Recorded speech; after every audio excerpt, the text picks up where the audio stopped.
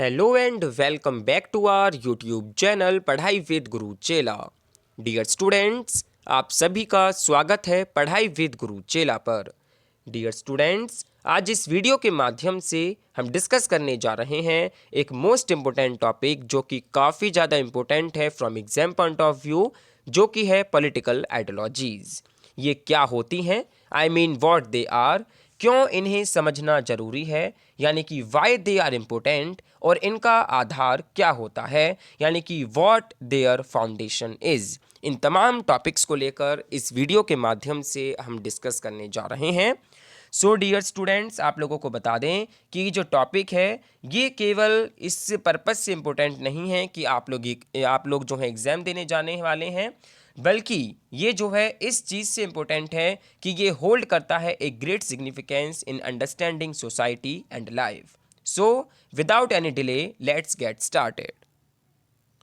So first of all आइए हम बात करते हैं, जानने और समझने का प्रयास करते हैं कि आखिरकार पॉलिटिकल आइडियोलॉजीज़ होती क्या हैं। तो देखिए, जो पॉलिटिकल आइडियोलॉजी है वो एक सोचने का तरीका होता है, यानी कि अ वे ऑफ थिंकिंग आप कह सकते हैं, जो बताता है कि समाज और सरकार का काम कैसे होना चाहिए, यानी कि how society and government should function. अगर हम बात करें तो ये एक सेट ऑफ बिलीव्स और प्रिंसिपल्स होती हैं जो पॉलिटिकल, इकोनॉमिक और सोशल सिस्टम को समझने में हेल्प करती हैं।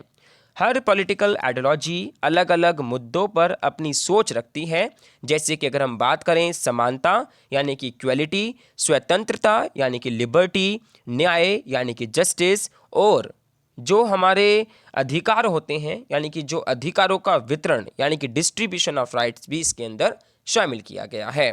तो फिलहाल अगर हम समझने का प्रयास करें पॉलिटिकल आइडियोलॉजी को, तो ये जो है एक तरीके का सेट होता है believes about governance, economy and society, जो कि डिफाइन करता है कि किस प्रकार से पावर एंड जो अदर रिसोर्सेज हैं वो डिस्ट्रीब्यूट होनी चाहिए। नेक्स्ट हम बात करते हैं कि why is it important to study political ideologies. Political ideologies को पढ़ना और समझना क्यों इम्पोर्टेंट हो जाता है। अगर हम बात करें पॉलिटिकल आइडियोलॉजीज़ को समझना इसलिए ज़रूरी है क्योंकि ये हमारी सोसाइटी को चलाने वाले जितनी भी पॉलिसीज़ हैं, डिसीजंस हैं या फिर गवर्नेंस मॉडल हैं उनको डिफ़ाइन करती हैं। ये हमें विचार करने और चुनाव करने की समझ देती हैं कि किस तरीके से सरकार और जो उनकी नीति हैं वो हमारे जीवन को, हमारे समाज को किस प्रकार से प्रभावित करती हैं। अगर हम पॉलिटिकल आइडियोलॉजीज़ को समझते हैं तो हम इन्फॉर्म्ड डिसीजंस ले सकते हैं, चाहे वो इलेक्शंस हो, सामाजिक समस्या हो या फिर इंटरनेशनल पॉलिटिक्स हो। ये हमारी क्रिटिकल थिंकिंग भी बढ़ाता है और हमें अलग अलग विचारधाराओं का आदर करना भी सिखाता है। इस प्रकार से जो पॉलिटिकल आइडियोलॉजीज़ हैं उनको पढ़ना हमारे लिए काफ़ी ज़्यादा इम्पोर्टेंट हो जाता है, क्योंकि ये जो है हेल्प करता है understanding governance and policies, empower करता है informed decisions making in democracy, and yes enhance करता है हमारे क्रिटिकल थिंकिंग को and respect for diverse opinions. So now next move on the next point, जो कि है बेसिस ऑफ पॉलिटिकल आइडियोलॉजीज़, यानी कि क्या बेसिस होते हैं पॉलिटिकल आइडियोलॉजीज़ के। तो देखिए डियर स्टूडेंट्स, आपको बता दें कि जो पॉलिटिकल आइडियोलॉजीज़ होती हैं अलग अलग मुद्दों के आधार पर उनको बांटा गया है या फिर कह सकते हैं उनको बनाया गया है, जहां पर हम कुछ ऐसे बेसिस को लेकर चलते हैं जैसे कि economic system, power distribution, social values, government's role. अगर हम बात करें इकोनॉमिक सिस्टम की, जहां पर हम कैपिटलिज्म वर्सेस सोशलिज्म की बात करते हैं, तो देखिए सम पीपल सपोर्ट कैपिटलिज्म, कुछ लोग जो हैं वो सपोर्ट करते हैं कैपिटलिज्म को, जो कि प्रमोट करता है मार्केट फ्रीडम को। वहीं अगर हम दूसरी तरफ देखें तो कुछ लोग जो हैं सोशलिज्म के फेवर में होते हैं, जो कि फोकस करता है सोशल इक्वलिटी को। अगर हम बात करें तो कुछ लोग जो हैं कैपिटलिज्म को मानते हैं क्योंकि उनको लगता है कि बाजार की आज़ादी ज़्यादा इम्पोर्टेंट है। वहीं कुछ लोग जो हैं वो सोशलिज्म को मानते हैं क्योंकि उनको लगता है कि वो जो हैं एक तरीके से सपोर्ट करते हैं सामाजिक समानता को, जो उस पर ध्यान देते हैं। ठीक है डियर स्टूडेंट्स। नेक्स्ट जो बेस है वो है पावर डिस्ट्रीब्यूशन, यानी कि हम बात करेंगे डेमोक्रेसी वर्सेस ऑथोरिटेरियनिज्म की। तो देखिए, डेमोक्रेसी और ऑथोरिटेरियनिज्म एक दूसरे से बिल्कुल अपोजिट है। एक जो है वो जनता की पावर को बढ़ाता है और दूसरा जो है एक व्यक्ति या दल को अधिक अधिकार देता है। तो देखिए, एक जो है वो है एम्फेसाइज करता है, एम्पावर करता है पीपल, वहीं दूसरी तरफ जो है अथॉरिटी देता है एक सिंगल लीडर या फिर एक सिंगल पार्टी को। सो यहाँ पर जो है हम डेमोक्रेसी वर्सेस अथॉरिटेरियनिज्म की हम बात करते हैं। नेक्स्ट जो बेस आता है डियर स्टूडेंट्स, वो आता है हमारा सोशल वैल्यूज़, जहाँ पर हम लिबरलिज्म वर्सेस कंजर्वेटिज्म की बात करते हैं।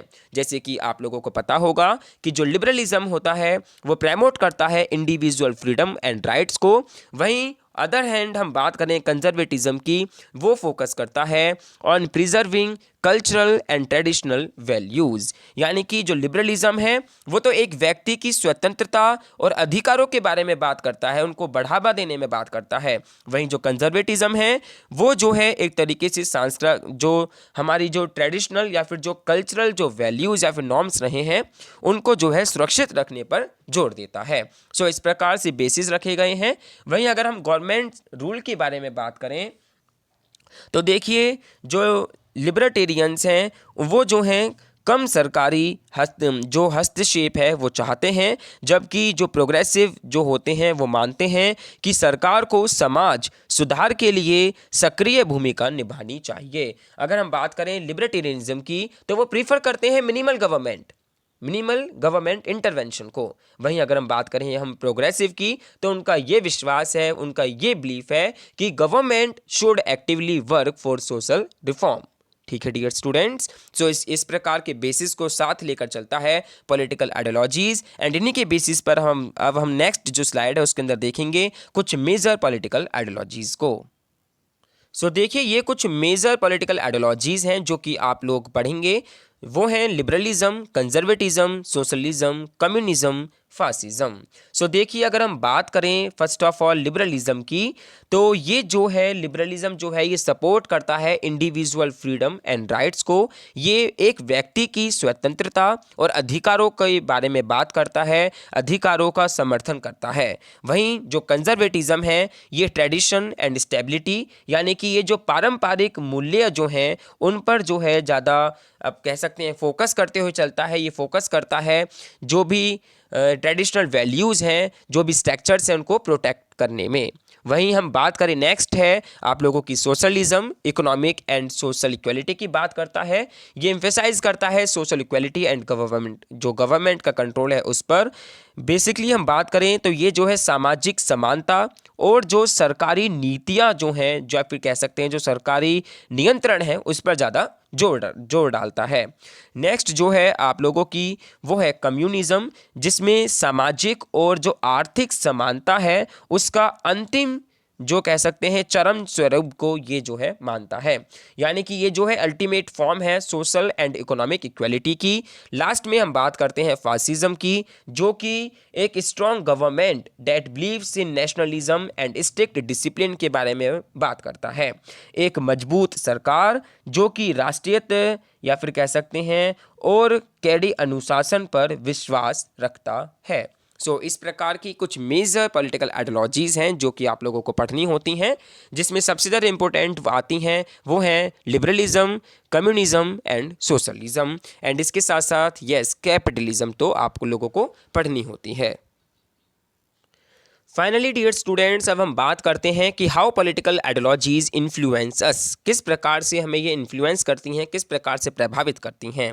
सो देखिए, पॉलिटिकल आइडियोलॉजीज जो हैं सिर्फ राजनीति तक सीमित नहीं होती हैं, बल्कि ये हर जगह प्रभावित करती हैं। जैसे कि हम एजुकेशन सिस्टम की बात करें, लॉ, सोशल नॉर्म्स, और जो अगर हम बात करें हमारे जो डेली लाइफ डिसीजंस होते हैं वहाँ पर भी ये जो है काफ़ी ज़्यादा इन्फ्लुएंस करती है। इसलिए हमें इनका ज्ञान, इनकी नॉलेज होना काफ़ी ज़्यादा इम्पोर्टेंट है, ताकि हम बिना किसी भ्रम के अपनी सामाजिक और राजनीतिक सोच विकसित कर सकें। So dear students, I hope कि आप समझ गए होंगे इस वीडियो के माध्यम से कि क्या है पॉलिटिकल आइडियोलॉजीज़। सो ओवरऑल अगर हम कंक्लूजन की बात करें इम्पोर्टेंस ऑफ अवेयरनेस की बात करें dear students, so political ideologies जो हैं वो हमें आप लोग कह सकते हैं कि ये जो हैं हमें समझाने से हमें एक जागरूक नागरिक कह सकते हैं, जागरूक नागरिक जो हैं वो हम बनते हैं, जो सिर्फ वोट नहीं डालता बल्कि समाज को सुधारने और कह सकते हैं कि सुधार का हिस्सा बनने की जो है क्षमता है वो रखता है। इसलिए डियर स्टूडेंट्स अपनी सोच को बढ़ाइए, नए विचारों को समझें और एक इन्फॉर्म्ड सिटीज़न बने, एक इन्फॉर्म्ड डिसीजन ताकि आप ले सकें। तो understanding ideologies makes us responsible citizen, encourages logical debates and better governance choices. So dear students, stay informed, stay aware. So my dear students, that's all for today. If you found this video helpful, so don't forget to like, share and subscribe. And yes dear students, आप लोग जो हैं बिल्कुल comment कर कर ये हमें बताएं कि आप किस आइडियोलॉजी को ज़्यादा सपोर्ट करते हैं। सो मिलते हैं नेक्स्ट वीडियो में, तब तक पढ़ाई विद गुरु चेला पर बने रहिए। Thank you dear students.